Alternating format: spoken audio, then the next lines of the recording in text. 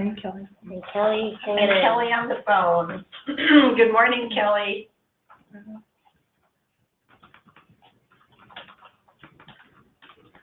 Okay. Alyssa, do you want to? Yeah. Sure. So this is the same document we saw before? Yes. So Carrie hasn't finished incorporating. She did mention, so April was K-12, and she said based on the council feedback, there weren't necessarily many new emerging themes, which is good since she has 16. So she was really just going to kind of fold in the other feedback into the existing theme, so she's working on that. I also gave her the feedback this committee provided last month, so she's incorporating that as well. But I know that this group really wanted to kind of dive into theme 12, the building a systems approach. I thought we could take some time to review that. I know we have a smaller group that is just take some time to look at that section, and it is huge, and see sort of if there's areas that you think are missing or need to be fleshed out a little bit further. And so that's in this themes generated from human services and early care and education debrief document, and it's on page 6, really. Most of it was done.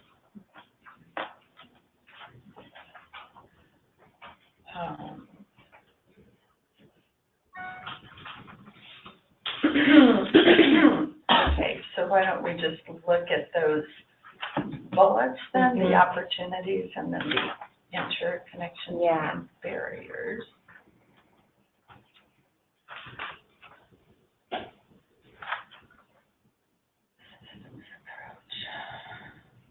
There may be some slight changes from the version you saw.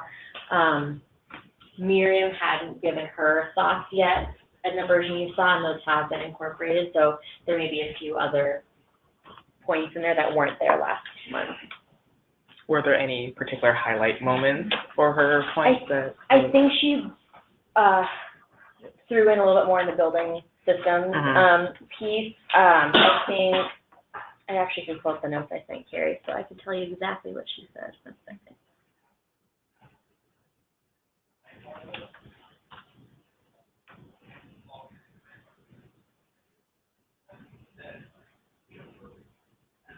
Yeah, I think the conversation we were just having about preschool kind of fits into this. And what we're really talking about is how do we build it so it's a system that's got the flexibility in it of having different sectors. So there's K-12, but there's also the nonprofit sector and private. Yeah. And I don't know without looking at these 35 bullets where that fits, but well, and also how, in that same conversation, how in-home childcare plays a role in the school system, becomes a place where kids are, and so how can it become a place where kids are getting a preschool experience and not putting those providers out of business by creating another model that we invest in. Yeah. So just started. Hi, Eva. Hi. Yeah, really good point. So I think capturing that. So let's not worry too much about reading all these bullets. But we'll just add or have the conversation. So, hi. Hi, sorry I'm late. No problem. We are just diving into the themes and the building a systems approach, which is mostly on page 6 of the theme. And I do have an announcement later. Unless you want me to do it now. I feel like you jumped out to something amazing. Don't tell us. I need to get here sooner. Rochelle had her baby yesterday. I don't have the stats. Well, we are on a meeting that will be publicized to the world, so I don't know if she wants her baby stats on YouTube. Okay, she is. I was like, I want to go snuggle that baby, even though I have my own baby. Very. My best friend just had her baby yesterday, too. Yeah. Oh, my Babies everywhere. Yeah, I was like, Rochelle's out on leave. That explains. Where she is. Yeah, I meant to tell you last time that she was, and I forgot. So you were the messenger. I was the messenger, and I forgot to deliver the message. I apologize. It's delivered it now. Yeah. With a picture. Yeah. Even better. It's real. It is real. Okay, so we were having a conversation about preschool that sort of fits partly into this. Could I interrupt? Yeah. This is Kelly. I don't see anything on my screen. I don't have a webcam and I don't have any documents. Is there something, can you tell me what document you're looking at or what? Catch me up. There it is. Thank you. Okay. I'm sorry, did you receive the email with all the meeting materials in it? Yeah, I have From that. Sharon? Yeah, I can open that. I just need to know which one you're looking at. It's the detail themes document. Thank you. I can't hear very well. Okay. Okay, I can hear you. I can hear you now. Great. Okay, thanks, Kelly. So we were focusing on the building of systems approach in the themes document, which is pretty much page 6. And rather than going through the 30 bullets that are on there, I was suggesting that, you know, we talk about whatever systems approaches we all want to be sure are included. And earlier, Kelly, I don't know if you were listening to the conversation we were having about preschool. Did you hear any of that? Well, I'll repeat it anyway because Eva is here now. So let me go backwards. Just so you know, Kelly, we've got Alyssa and Lillian here from staff. We've got Eva, Sadie, and myself here from the committee. And we know about 2 excused absences. And we're not sure where other members are, but we'll find out for future meetings. So we were talking about a systems approach, and Sadie was making some of the comments that we need to have flexibility in how services are provided and offered to families because families' needs and desires are variable. So some may be through a formal preschool setting at a school, others may be home-based, center-based, some may be full day, half day, 1 day a week. And Sadie was bringing up the point, how do we try to incorporate the standards and some of the goals into the child care piece as well for 3- and 4-year-olds. And we were talking about the importance of it being community-based, which for me brings up the hub connection very quickly, which is one way Preschool Promise has been so effective, is having hubs be kind of the organizer and driving force of that. That's sort of a summary of some of the system building, at least focused on preschool. So other thoughts about the systems approach?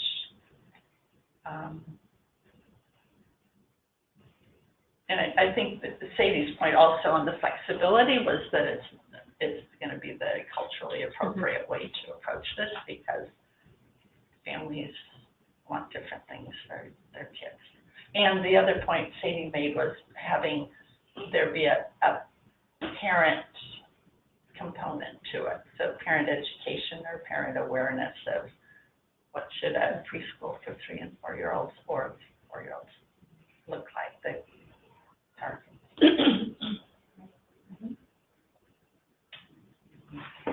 And we don't have to just focus on home visiting as a whole other systems building piece that can frequently get to the 0 to 3-year-old population.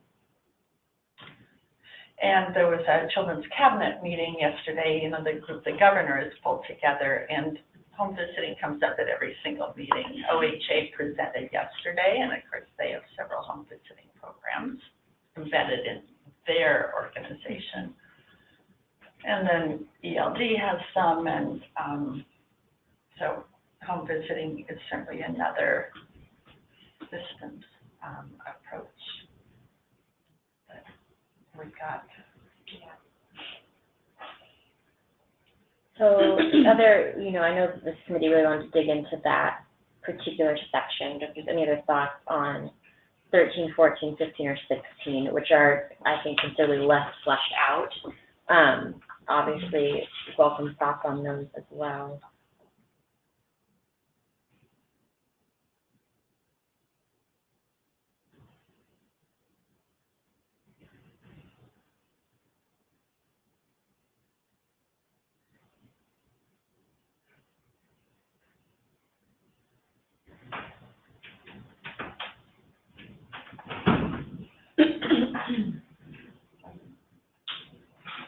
I think the two areas that stand out for me, like one, just for the system building piece around basic needs must be addressed. And I think when we're thinking about like building systems and like the evolution of what we think of are the systems and what's included in particular systems and education, things like that, like there has to be a real intentional conversation around what does it mean to have these cross-sectional places or these moments where you're saying like, hey, we're talking about education, we're also talking about housing, we're also talking about economic stability, we're also talking about parent education. And I think that conversation has to be fleshed out because, depending on the space, they haven't been on the table like that. And I always say this, like I always point to Grand Ronde education, especially around their Confederated Tribes of Grand Ronde and their early learning program that includes like the education, the health sector, the social service sector in the building with the children. Your parents can walk in, they can receive services. And I'm paraphrasing from an experience that I had, so Grand Ronde could probably explain this, or Leslie Riggs, educational director from Grand Ronde, can explain this better. But, they have a model that, you don't really see everywhere. And really, how do we learn from models that have done it? And, how do we start having explicit conversations around the models that we would like to build to help flesh out that concept and idea? And I think also around the geographic, specific needs around geographic diversity of the state is really important, because even some of the models that we're thinking of will just not work in some of our really geographically diverse portions of the state. And, what are those options? What are those parent choices in those spaces? And how must it look different when you're, 50 miles away from, if not more, from your closest preschool site or provider?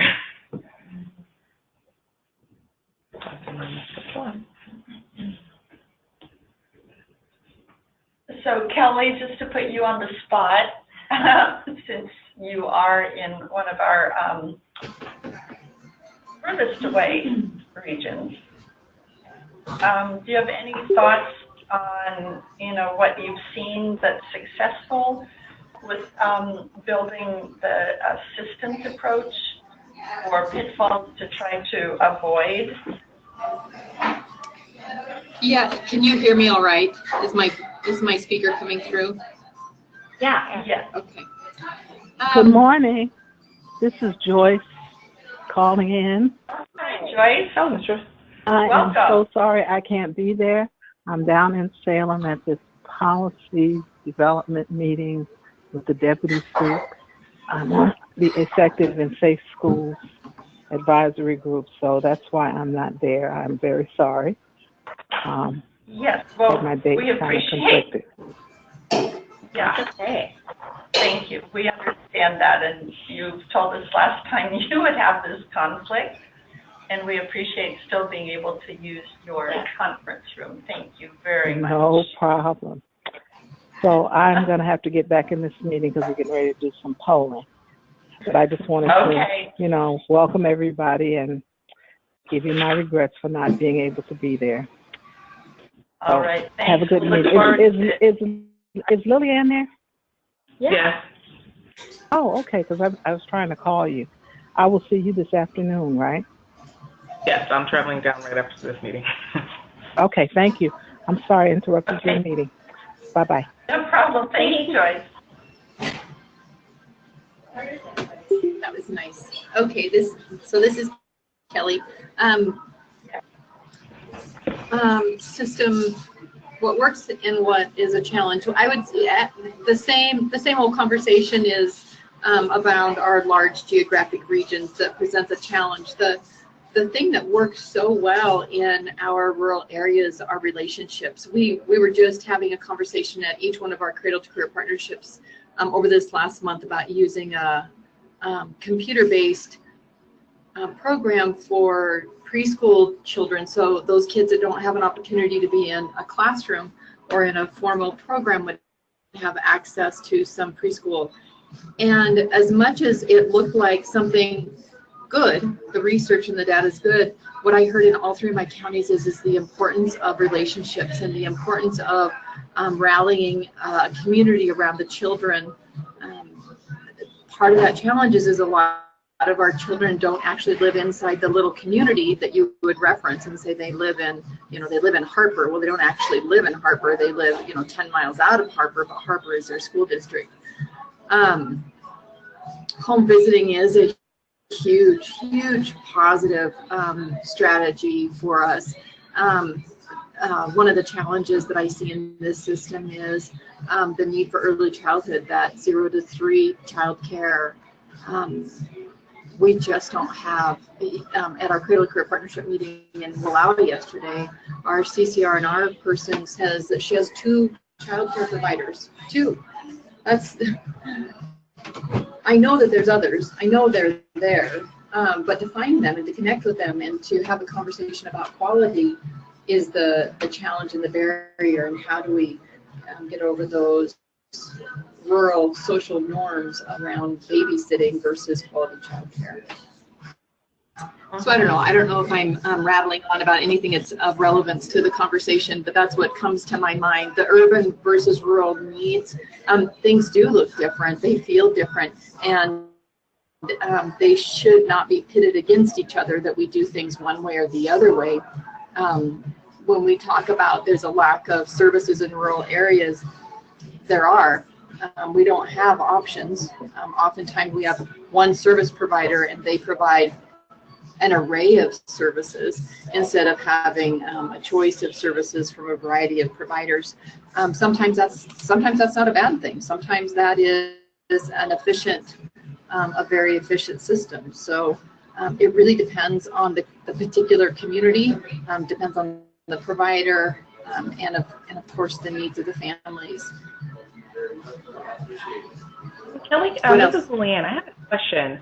So when we're thinking about our early learners, and again, thinking about that geographic, spread of these early learners within the regions in which you serve, when they hit kindergarten, or when they're starting kindergarten, are these children entering into like kind of the formal K-12 systems within schools, or are they being homeschooled?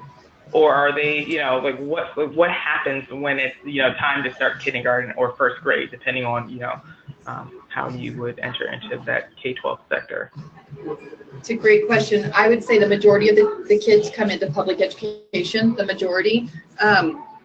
We have a handful of private schools, not very many, and then there is a strong constituency of homeschool families. But it's not a lot. The majority of the children are coming into public kindergarten settings. And I'll note, I didn't realize that that it was an unusual concept on the other side of the state. I learned this in our urban-rural conversations that we've been having through American Leadership Forum, is that many of our schools, if not most of our schools, are on a 4-day week. Oh, okay. Wow. And we have for a long time, for quite a long time. So it's not good, and it's not uncommon. And Kelly, I assume that's revenue driven?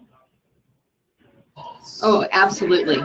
Yeah. And our big challenge with that, our angst about it is that we know that when kids are in school, especially those early years, kindergarten even, they are in a safe place, in a quality environment, and they are getting nutritious meals.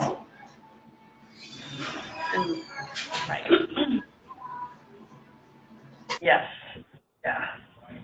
Oh my gosh. Yeah. I know we have Dawn on the phone, and we lose her at 10:30. but I'm wondering if we can chat back this conversation after. Sure. I just know she has a hard stop at 10:30. Okay, thanks. So is LDE. Yeah, that's done, yeah. Okay. So we can come back to this if there are other Yeah. comments, but we also may be done Yes, we may have done. that conversation. Okay. Dawn, I'm going to make you the presenter right now.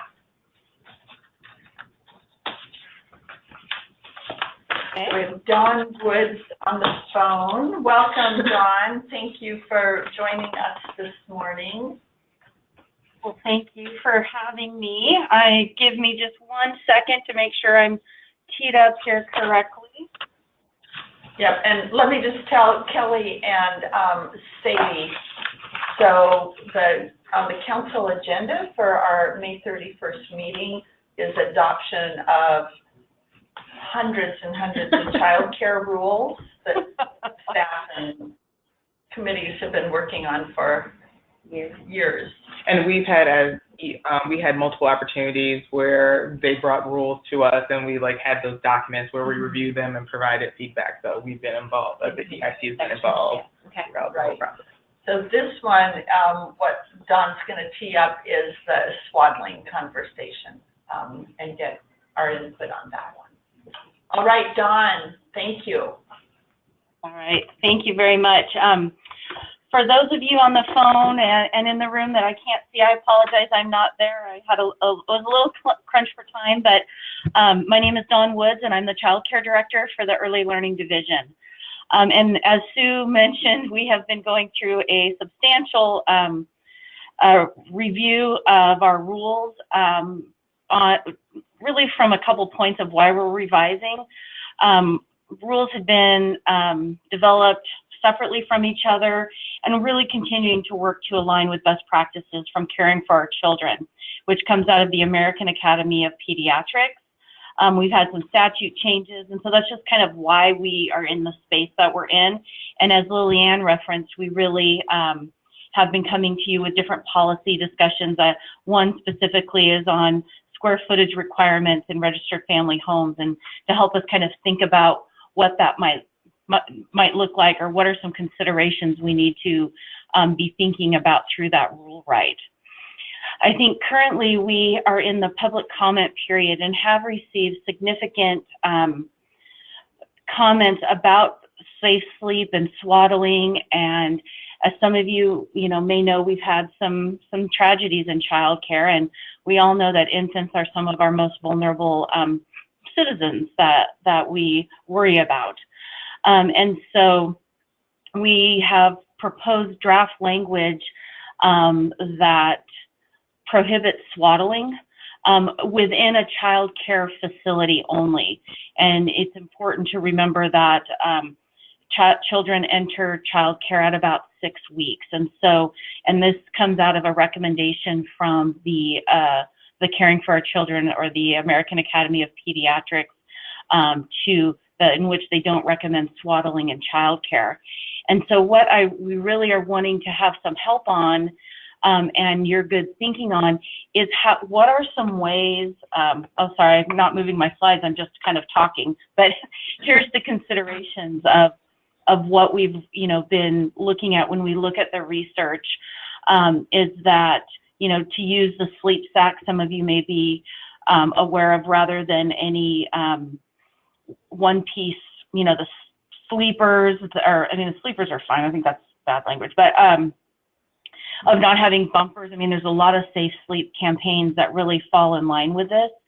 And so, but also knowing that we need to do a lot of community engagement, which, I think happened with the safe sleep campaigns, about what are the best ways to talk to families, parents, providers around, why there are concerns about swaddling within a child care facility. Again, this isn't within the family's home or anything like that. It's like, how can we think about, having the conversations in a really respectful way with families, in order to educate and think about why these safe sleep practices are so critical within childcare. I kind of want to open it up because Liliana and Alyssa and I have done a lot of kind of conversations about this, and kind of want to hand it over to them if they want to add any kind of context that I may have missed. This is Alyssa. I think that pretty well captures it. I think what we're really hoping to get from EIC is, I guess, first of all, is their interest in like helping the division and the Office of Child Care with this sort of consumer education and community engagement. Is that the work that you guys want to help kind of take on? And then I think the other piece too is the Child Care Education Committee is the Rules Advisory Committee, so they've already kind of weighed in to some extent on the conversation of what the rule language is, and so that's not what's coming to this committee. It's more about that education piece for not just providers, but helping parents understand why swaddling care looks different than it does at home, if that's work that the committee wants to help us with, especially with that culture responsive piece and recognizing the role that swaddling can play in certain cultures. I just have one question of clarification. Yeah. So the language that I have not yet read the the stepping stone or wherever the language came from, but I've been told that the rest of the recommendation is like that children or babies shouldn't be swaddled in child care settings, but the belief is also that that children shouldn't enter into commercial child care, until the end of their 3rd month. So I think that's an important distinction that I know that we can't tackle, or the Early Learning Council can't really tackle, but I think that that is something that we should flag, like, hey, our leave policies at the state level don't even match what we're asking people to do in, like, as a society. So I think that, we're basing a rule and a policy on one piece of a recommendation because we can control that piece of the recommendation, but we can't control the full recommendation of, like, not bringing babies into care until 4 months of age. Right. So I don't know how we acknowledge that, but I think that's where I'm stuck now too. Well, and I don't think that affect the rules, but it may, be input to provide some system. Yeah, Eva, you're correct that is within the recommendation, and those, those are other conversations. And I think, kind of regardless of the rule language, there is a recommendation. You can even, of how do we, what are ways, talking about sleep and, other practices, we want to make sure that we're being respectful. And so, I think to Alyssa's point, this is a point where I think we need to be really thoughtful and wondering kind of the committee's interest in that. In the education part, Dawn, specifically? And specifically, on the community, the ways we should engage communities and differentiating the way we engage particular communities and recognizing the cultural relevance and cultural responsiveness in those approaches. So, Dawn, a question for you. How, how does your staff that's all over the state deal with the implementation of new rules? Because it seems to me they are going to end up being some of the primary educators and mentors, coaches, whatever, for the providers, right? Yeah, so you're correct, Sue. We have a whole training plan for our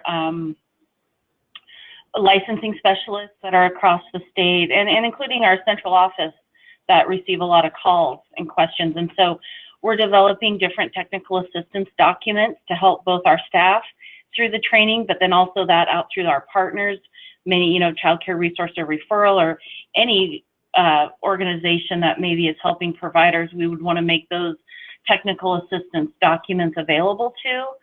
And so, some of it is thinking about what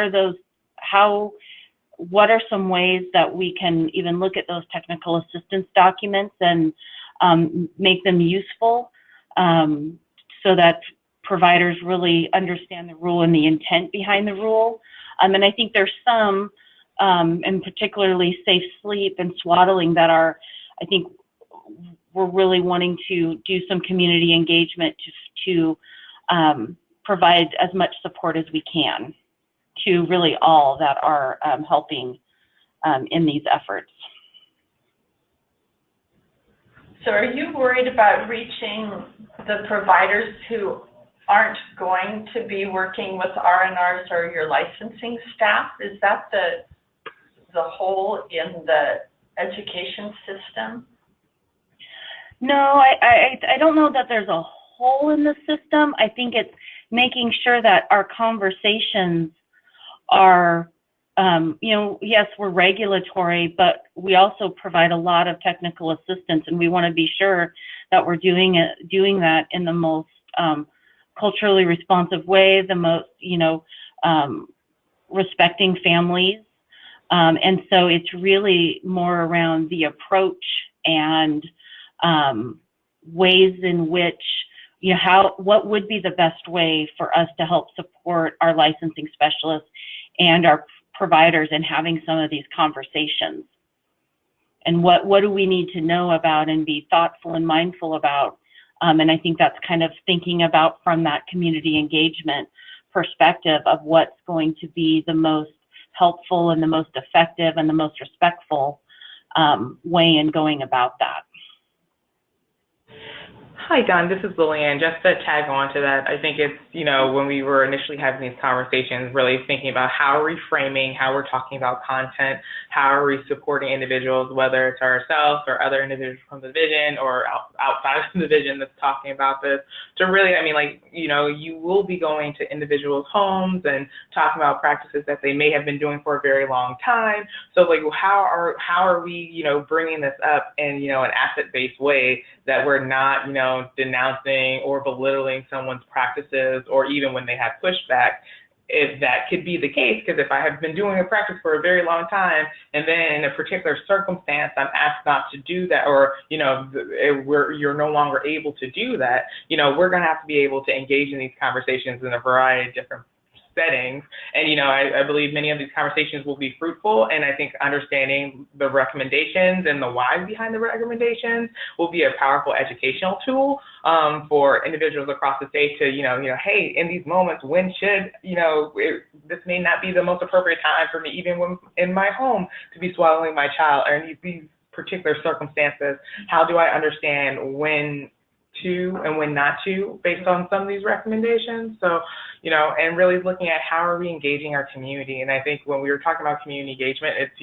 again, as we're getting more and more opportunities to engage and have these community conversations, how are we doing it, and making sure that we're analyzing our process around that to make sure that it is responsive and that we're serving the needs of our different communities rather than trying to replicate a process that may or may not serve it. So I see the input from the EIC as a mechanism of a quality check around what it can look like, what it shouldn't look like, and how do we best, have these conversations as we're going across the state, and making sure that as people are interacting, these are relational pieces. So there's no mechanism we're going to say, here's your script, and you're going to go into this particular community and say this, rather than saying, hey, what are some tools that you can utilize as you're moving throughout these communities to make sure that you're utilizing your knowledge to engage with members as best as you can.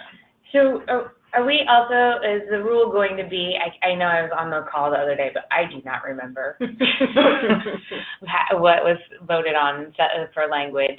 But so there will be no even exception. So if somebody's fostering a child who, has higher needs, and, they find that swaddling helps soothe the child, is that going to be allowed? Or is that, do we have is there any exception in that, a physician says, nope, swaddling is the best thing for this child, and that we provide some sort of training? I know that there was discussion about training, and I kind of bristled about how that was handled, because we have the ORO that has people that validate studies or trainings all the time. We could work with them and the people who are trained to do swaddling in the hospitals to come up with a program for our child care providers.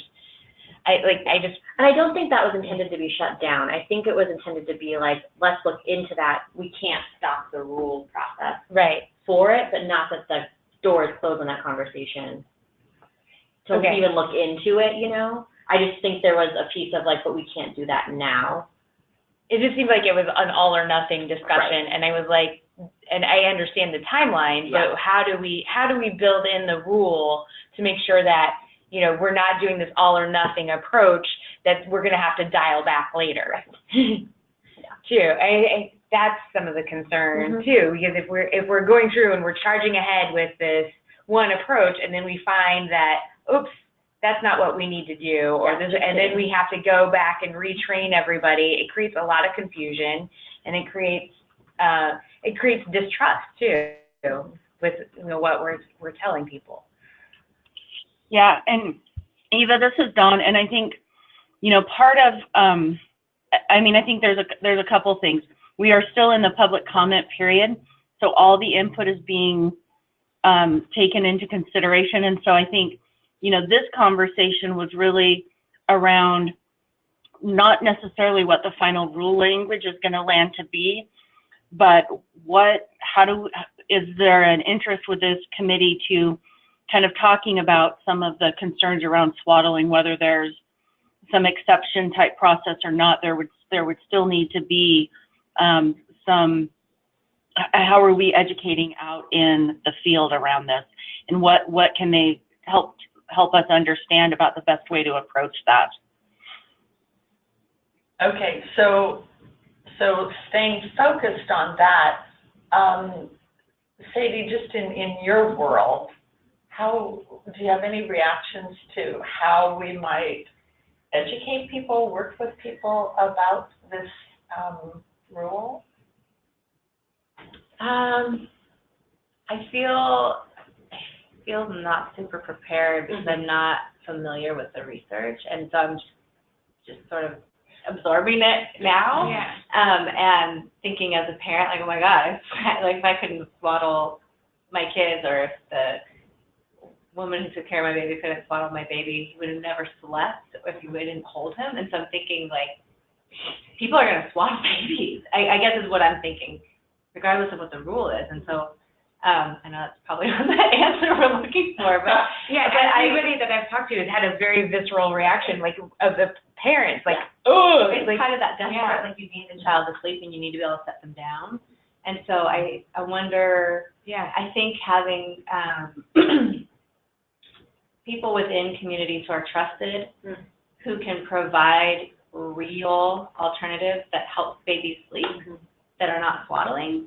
So I think just saying you can't swaddle, put them in a brain tap, people that are watching a few infants in their house are going to go crazy. And it's like the reality of it, you know? Yeah, especially if they're there at 6 weeks. You know, like, I was lucky enough that my kids didn't go to care until the end of their 3rd or 4th month. So they were done being swaddled by that point. But, like, especially my first, he was somebody that did not sleep unless I was like a obsessive swaddler because my baby could get out of all the swaddles, and I had to we used the commercial with the Velcro. Yeah. So I guess the pediatrician at the hospital was like, "Go get this kind." Well, that's, I think part of it is there's been such a message around swaddling is good. Yeah. That to say, like, well, so again, like, we're not trying to debate whether swaddling will be allowed. The question is about, and say the council completely reverses what the AAP says. They say, no, we're allowing swaddling.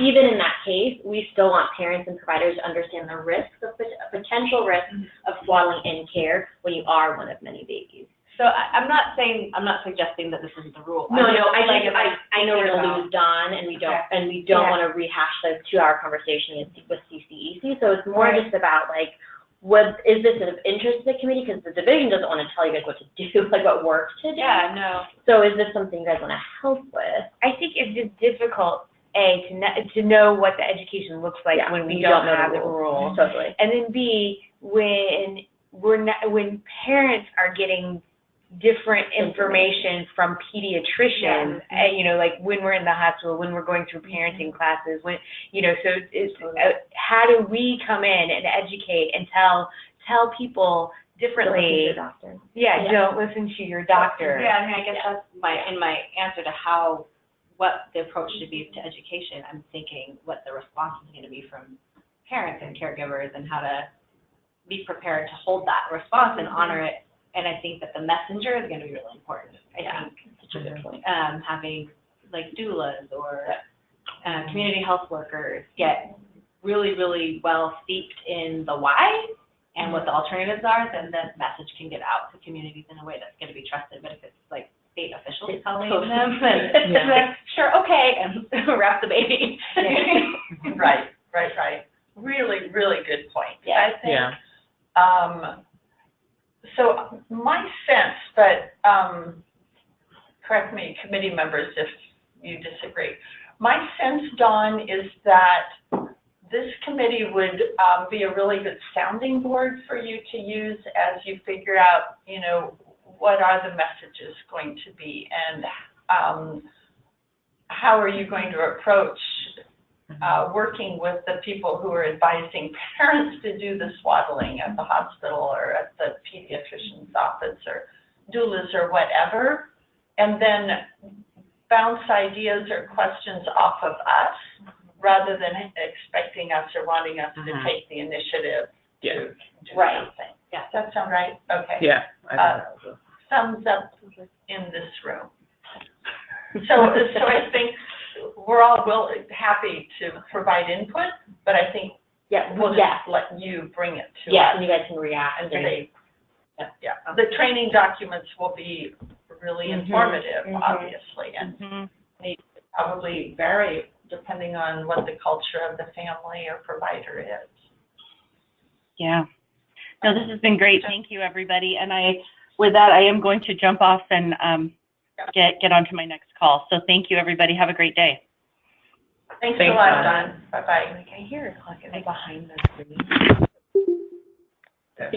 But I love the recommendation around, like, again, the community health worker model. Like, again, well, who are the trusted individuals? How are we even having the conversations with them? Like, what's their feedback? And what are those, like, you know, real-time alternatives to that? And I think that, you know, pairing all those pieces of education, I'm like, why do we swaddle? Like, what, like, you know, what does that make an infant feel like? And how do you replicate? Is there alternatives? And what are those alternatives? Again, this is speaking from a person, I'm an auntie 20 times over, but haven't had a child yet. But, you know, balancing out, you know, adult needs and, you know, real life consequences. Like, how do we balance that? What we're hearing from the American Pediatric Association around those concerns, and, you know, like, you know, the feeling of comfort, I think, from a practice that, you know, people have been doing for a while, that's been working in some cases. Well, and I know from earlier conversations that an important distinction in this is swaddling in care versus what we all do at home. And so that, I think, is where the APA has drawn the line, and that'll be a really important point that I know Dawn will make at the council meeting, and it's a safety issue. So I think if the APA is going to come out with that recommendation, I can't imagine the council not. I think it's important to recognize the second half of the recommendation is that we allow for infants to be in care before they recommend infants be in care, too. So I think that's where some of the providers have some really hard time with it, is like, okay, if we're taking these children, even though, you know, a lot of them, when you talk to them, they're like, I prefer not having a 6-week-old. I prefer waiting until, like, some of them don't even like to have kids until they're 6 months old, but they know that the need is great, so they do they'll take them at 3 or 4 months, but would much prefer not having a 6-week-old, because the risk is so much. And then, you know, to not be able to swaddle an infant that, like, I couldn't even have imagined, like, taking Lucas to child care with and be like, you can't swaddle him, good luck.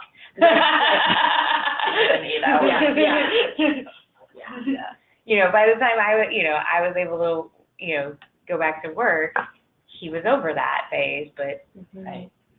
And did CCEC discuss the age distinction here? No. Between Annalise brought it up, but it was not part of the conversation. Okay, well, I think you've got the input targeted on what you're asking us for, and obviously it'll be a conversation. And then, I mean, I think right now they're focused on TA generally, and so I don't know what Dawn's timeline is for community engagement that we'll definitely come back to with whatever ELC officially votes on, just so the committee is sort of apprised of what's happening. Okay. Great. So else is happening. I think that part of the meeting starts at 4 o'clock, just so you know. It's going to be a long day on the 31st. What day? Wait. Because we have OHA. So it's our council meeting. Yeah. Just to So the business part doesn't start until 4? No, It's like 3-ish, yeah. Oh. Late. Okay. Yeah. Which it'll all get posted online with the time. I just wanted to forewarn you, Yeah. Which document would you like me to Thank pull you. up for Yeah. ELC strategic plan engagement? Yeah. Okay, so, any other comments, just backing up to the, what we were talking about before with the themes? Obviously, this isn't your last opportunity, because the themes will continue to roll. I had two Yeah. comments that, Great. one is brief and one is a little longer. Oh, that's great. So on the home visiting piece, I Yeah. think the same principles apply in my mind in terms of funding that is flexible in the program model, but specific in the outcomes that we're driving toward. That's another piece of the system that is difficult for community-based models to access state funding, and often relies on pretty prescriptive models that are based in a certain set of evidence. So the other piece that I think is part of a community context maybe is immigration impacts on families, and that's everything from the fear and trauma, and there's a lot of research now that's showing what those long-term impacts are of living in fear of family separation and detention and deportation, but also just very practical access to services, families not showing up or accessing services out of fear or out of eligibility concerns. And then also the sort of practical impacts on families when a caregiver or provider is detained or deported, everything from, if there's another parent to care for them, you've lost a breadwinner, and so all of a sudden your housing is not stable, and or you have to move and your schooling isn't stable. But also if kids don't have a caregiver left in the home, then do they become involved in the foster care system, or can our state take another approach to work with communities and family members to identify alternative placements? So I think there's a lot there to consider when we think about the well-being of young children impacted by immigration. So is it, because I know that the state policy, or I don't even know if it's statute or just rule or supposed to be best practice, but currently it's supposed to be if you're removed from your parent or your parents removed from you or whatever, you're supposed to go to a family member, another family member. Is that not happening with, or?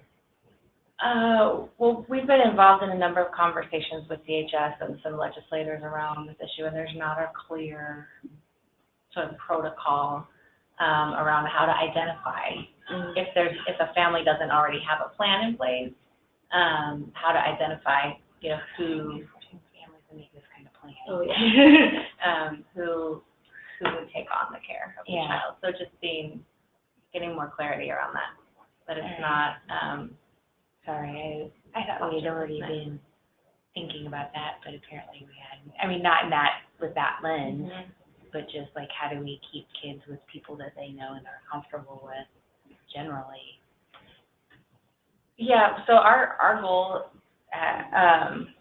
is to have a protocol in place that happens outside of the DHS system altogether. So it's not even DHS placing them with a family and then formally the system involved. And I think that's what we want to try to avoid. So I would, Do you have a sense at this point, Sadie, of what numbers are going to be affected? It's really hard to say. Yeah. And anecdotally, had a handful of families come to us saying, if your parent saying, if I were to be removed from my kids, I have no one, and can your organization take them? And we're not in a position to do that. That's not the role we play. We've had other folks come to us after the fact saying, there's 4 kids at home and no parents, and can you help us find someone to take them? You know, and that's not something we're in a position to do either. And so looking at how do we try to get ahead if there are more of these situations coming. 4 kids at home with no one to take care of them. Our roommate was Kat. She used to be the teacher at Family Building Blocks, so the parent asked if she'd be the designated caregiver. Yeah. So churches have stepped in as an important part of that support system, and, you know, congregation members saying, you know, Oh, yeah. I'll take care of Yeah. that. So I think churches are a good part of Yeah. the broader system that sometimes Mhm. show up in the formal system. Okay, thank you. Anything else? Kelly, any other input on the theme document? If not, let's move on to strategic planning, our May meeting that I was just alluding to. Yeah. So Eva has long childcare that day. No, that's what I immediately texted Andy, because I was like, oh, don't schedule anything. Right, you got it. That's what I was mentioning it. Thank you. I was like, oh gosh, good to know. Okay. Yeah.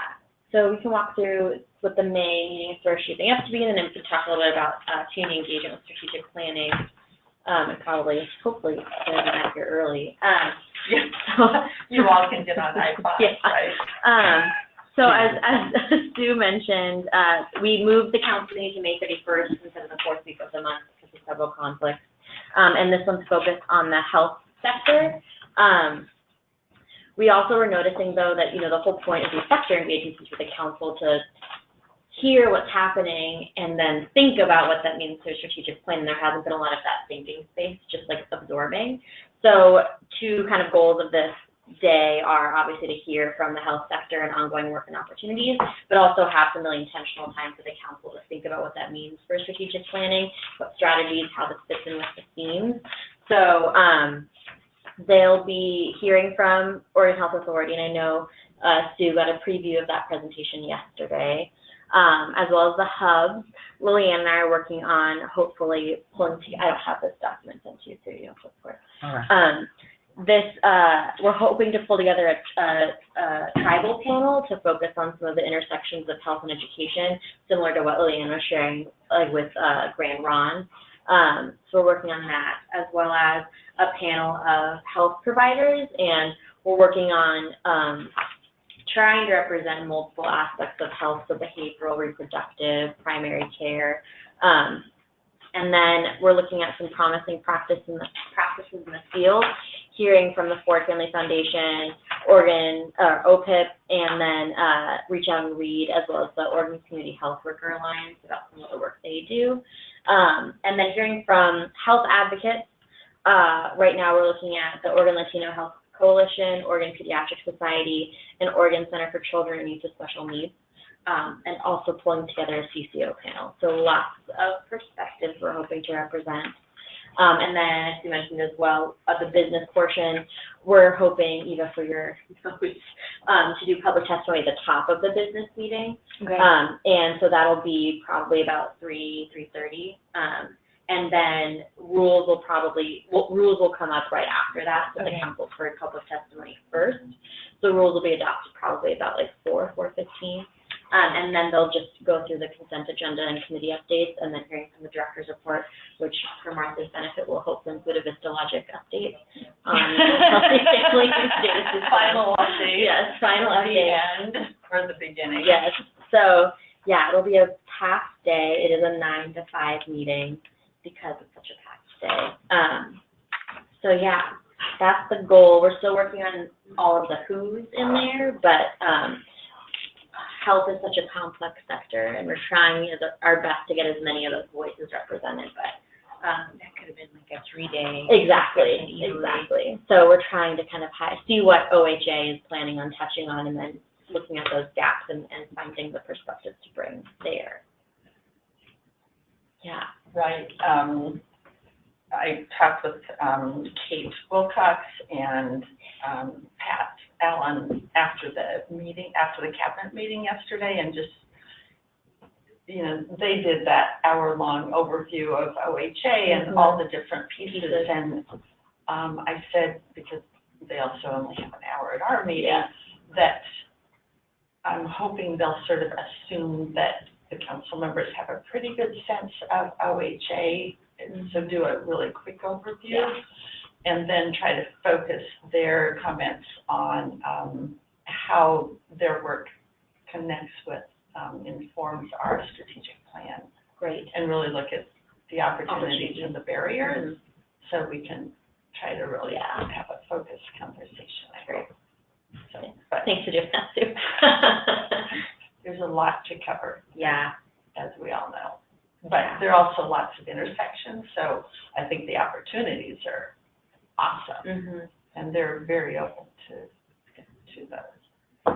And I think that if there's no thoughts, a kind of a good segue into community engagement, because this is not the end of any of these conversations.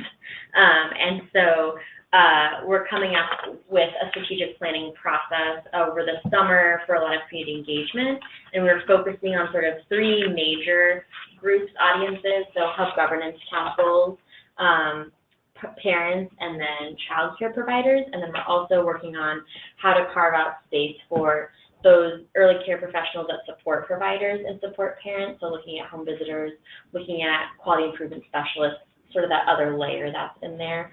And so that'll be a summer extravaganza. We're partnering obviously with the hubs for the governance conversation, but really trying to leverage community partners and programs for the parent engagement.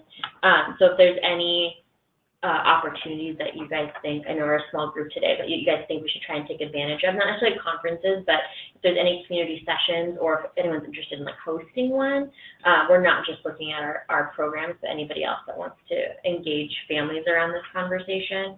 And then leveraging the CCR&Rs and our licensing field offices to get some child care provider input as well.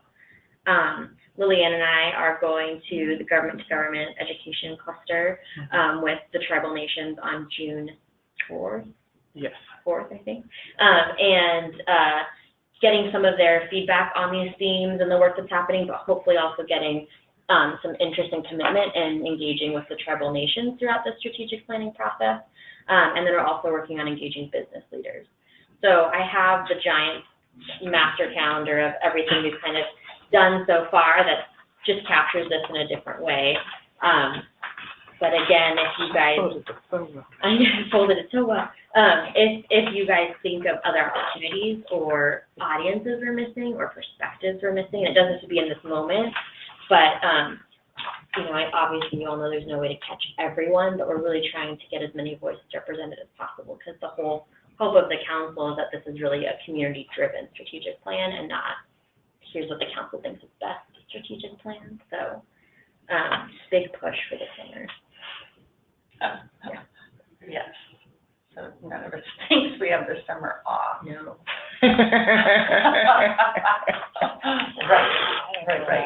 Anybody would think. I know, we were just like, so when are you off for the summer? Never. Next year. Never. Yeah, people keep asking me, oh, did you get time off after February session? No. Did you get time off after the election? No.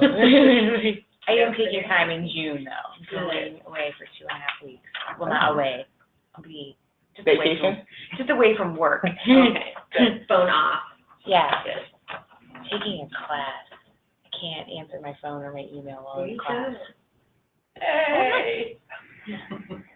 Oh, that's one way to like shut it all down. You're like, what? I'm not answering. Sorry. Good, we'll make a note to ourselves. Not call you, but. So I really want to thank Alyssa for the amount of work she is doing to try to make this community engagement happen and have it be effective. She's put dozens and dozens of people together in panel presentations for council meetings, and we're going to see it again, our May one. So, thank you. I don't know, there's certainly probably not time, because I know Amy Miller from Office of Public Defense Services is taking time off during the summer. Like, she was like, I need to take some time. Totally. So, and I think so she's taking a good chunk of time off. So you might want to just like give her a call. Sure. Before then. Yep. I can't remember if it's June and July. Okay. So I don't even know if you would be able to sneak her into like housing. I was going to say, because I know we talked about possibly bringing in like corrections and that aspect that would dovetail really well, but if not, we can try to find a different way to bring that in. Okay. So that'd be June. I mean, and she might be able to get Eric or have someone in her place. Yeah, because there are a couple. I mean, she's the person that leads the parent-child representation program, but she could probably get. I'm forgetting Paul or Eric up to speed enough to present. If they have questions, if people have questions they can't answer. Yeah. Sure. Okay. Good. No, that's great. Thank you. Yeah. Well, in this little box on this sheet of paper, it obviously shows a few engagements that you know about. Yeah. How did the Head Start parent networking session go? It went really well. I don't think there were any new themes, which is, I think, good. We had 4 questions, and we really got through 2 of them. And the first question was, what in their community has supported them to be successful, and then what are their kind of concerns in their community? And then the follow-up question was, what particularly has Head Start done, and what how has Head Start contributed? And so, I mean, you heard a lot of the same things, the housing crisis, both with rent and owning, and just the lack of housing, let alone affordable housing. They talked about, increase in homelessness, and so they feel less safe in their communities. They don't feel like their kids can run outside and play without being supervised. But then they talked about how, Head Start really is the community, and it's allowed a lot of them to go back to school, continue their education. Several of the parents are going into early childhood education. And a couple parents said, really they feel so lucky to have been able to take parenting education classes, and that they wish that everybody had access to those. And a couple parents, to Terry's point, we should teach this in high school. This should happen before you even think about becoming a parent. And so I knew Terry will appreciate that sentiment. But so it was a lot of the same things we've been hearing from other partners that have been coming to the table, but they were really engaged, and a couple parents said they'd love if we could come once a year to really get their thoughts and check in with them on what they need. And the other kind of quick question was what would you tell the state? What would you want to tell somebody who potentially has power over this stuff? And it was a lot of just expanding that access. And they talked about, if they had one child that did receive Head Start services versus not, and their developmental differences and the milestones that they've reached. And so it was really just expanding that, and then, again, speaking to the housing crisis that everybody's experiencing. So I think June is going to be a really interesting conversation with housing and community support. Yeah. Okay. Yeah, and I think also just another interesting piece to add in there, I'm wondering, as we're talking about this concept, or as we're talking about homelessness and how it's impacting the state, and the sheer number of early learners and school-age children that are also homeless, so I don't want to forget that in the conversation around, when we're talking about the homelessness crisis, how are we positioning it, how we're talking about, our early learners that are impacted by this, and their families and extended families as well. Yeah, really good point.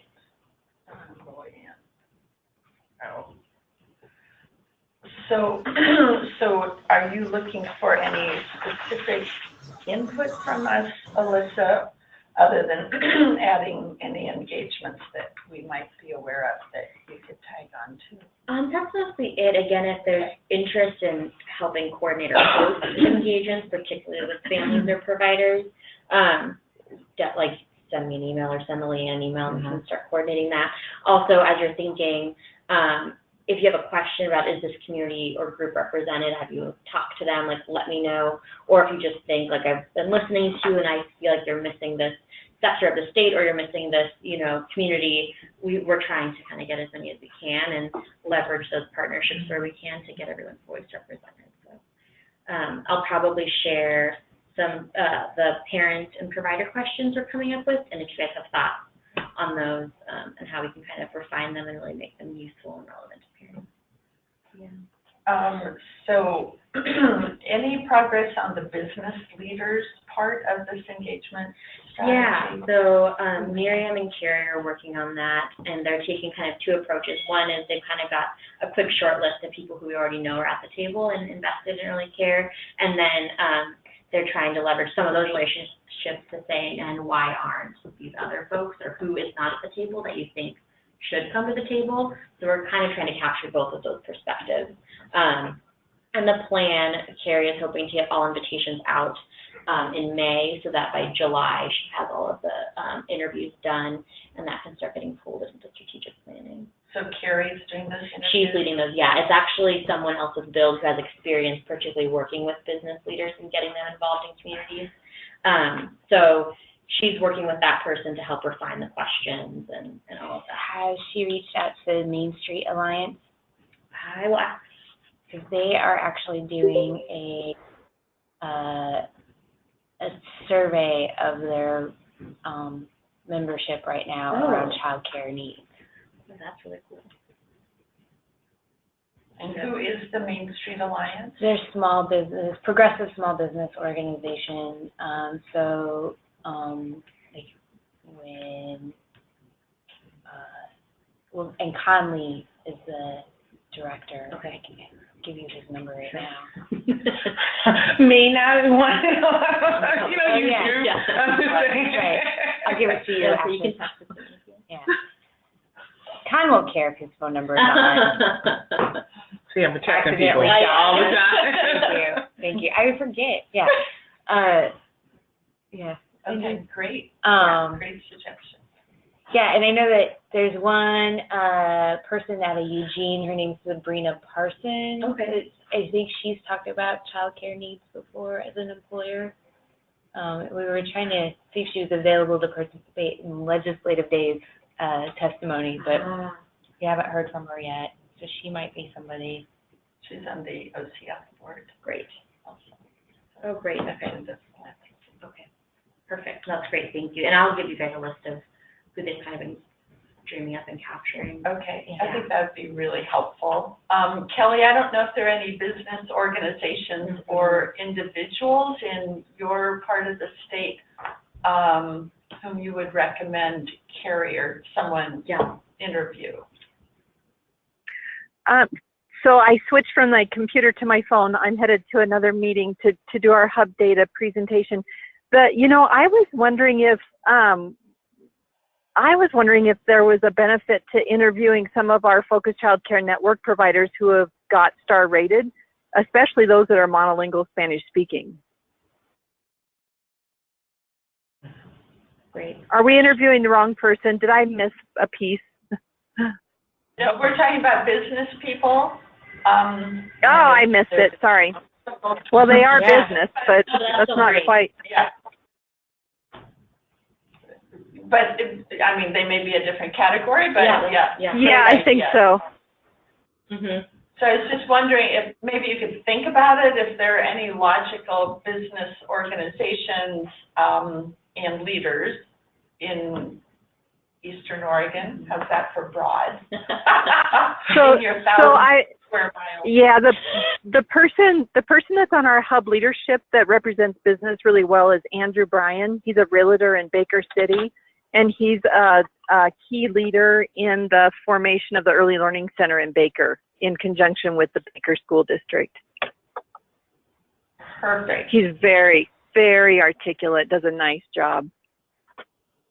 Awesome. I think that's exactly the kind of person we're looking for to try to get their input on this. He can do it. He can do it, and he would do a really nice job. Awesome. Do you need his so you need me to send you his contact information? Yeah, Kelly, I can shoot you a note and you don't have to remember it. You can reply. Thank you. Thank you. I appreciate it. The switching between the computer and the phone, I think I lost a chunk there. So. Oh, you're fine. Thank you, Kelly. Two groups, and I'm sorry if they were already mentioned. I would imagine that social venture partners might have some good recommendations that are already on your list. And then obviously the Oregon Business Council is they're planning around early childhood too and have some recommendations that they're developing. So. Yeah, I've got OBC, but yeah, we'll definitely loop in social venture partners. On Kelly's suggestion around providers who've gone through Focus Childcare Network and received star ratings, I know that there are some providers who have still chosen not to do star rating after going through Focus Childcare Network. And so I'm wondering if it'd be helpful to understand why, even after going through that and having that support, why they're choosing not to as well. Yeah. Because I think that would help inform what are some gaps. Yep. Good idea. It's actually a really good segue into, Miriam was hoping to hop on today and her schedule just didn't allow it. And she said too, she really wants to be here in person, but we're hoping to rearrange the July Equity Implementation Committee meeting so she can join.